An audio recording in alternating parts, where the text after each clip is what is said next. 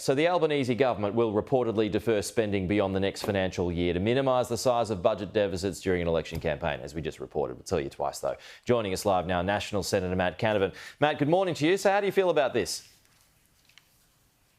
Well, look, it's just par for the course for this government, Peter. Once again, this government is doing nothing to help households struggling with interest rate rises. The average mortgage holder is paying around $1,000 or more every month since this government got elected. It's $12,000 a year. It's a massive impact on the family budget. It's a big reason why Australia's disposable income has crashed lower than any other country, any other developed country since the end of COVID and the beginning of this government, may I say. And so this government has done more to complain about interest rates than actually do anything about them. Jim Chalmers is constantly berating the Reserve Bank about their interest rate strategy when the Reserve Bank has had to respond to the fuel, the spending fuel, that he and his government has added to the inflation fire afflicting this country. Keep in mind, for most of the last 2 years, our inflation rate, Australia's inflation rate, has been the highest in the developed world. And a big part of that is because this government has increased government spending at a rate we haven't seen outside of the COVID pandemic since the days of Kevin Rudd. And Kevin Rudd had the excuse of responding to a global financial crisis. He had the excuse of responding to a global recession. This government has had a global inflation challenge to deal with. They've done the exact opposite of what you should do. They should be cutting spending. They should be tightening their belts, just like every other Australian families had to do. And that would have, and still could, bring pressure off inflation and interest rates if they did that. All right, I'll get to that in a moment. But just this tactic of deferring spending until the next financial year to kind of minimise that fallout and blowback, is this something that all governments do? Yeah, look, different governments have done that at different times, of course. Obviously it doesn't mean anything. If you make the payment on the 30th of June compared to the 1st of July, it makes zero difference to the interest rate challenge I was just mentioning before. Yeah. The only benefit that delivers is to cook the books, to artificially make the government of the day look better in one financial year rather than the other. So I think people have woken up to this sleight of hand.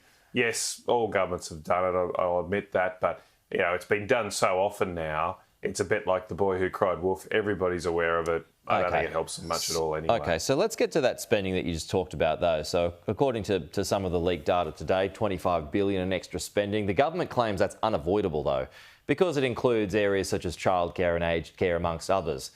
Is any of that avoidable?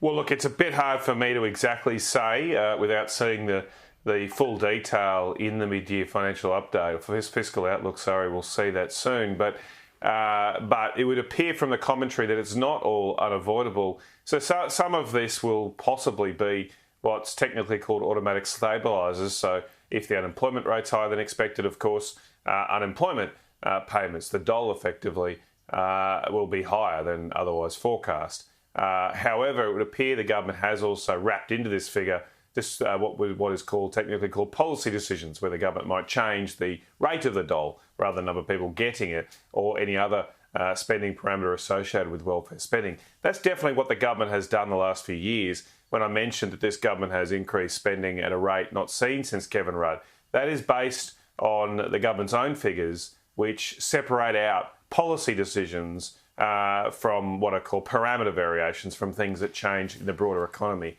And this government's policy decisions have added over $40 billion to government spending in their first two budgets. And as I said, we haven't seen that kind of increase outside of the COVID pandemic, which was pretty special, since Kevin Rudd was responding to the global financial crisis. It's a huge amount of extra spending. Sure. Let's get a final one here, Matt. It's a hot one today in Sydney. It was Victoria's turn yesterday. How worried are you about the power crunch?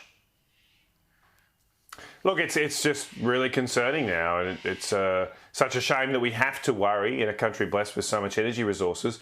We have to be worried about whether the lights can stay on any particular day, and that is precisely caused by the excessive amount of renewable energy, of wind and solar we now have in the system. We do not have enough power stations that we can rely on And if it's a bit cloudier than expected, it's a bit hotter than expected, and demand's a bit higher than expected, the whole system could crash. And I don't think this country deserves an electricity system that's effectively held together with gaffer tape. We should be using our energy resources. The coalition's announced the plan to use our uranium resources, but we should be using coal and gas and renewables too. But we're just obsessively focused on too much on renewables, and that's putting us in this dire power situation. Matt Canavan, we will leave it there. Good to see you though. Thank you.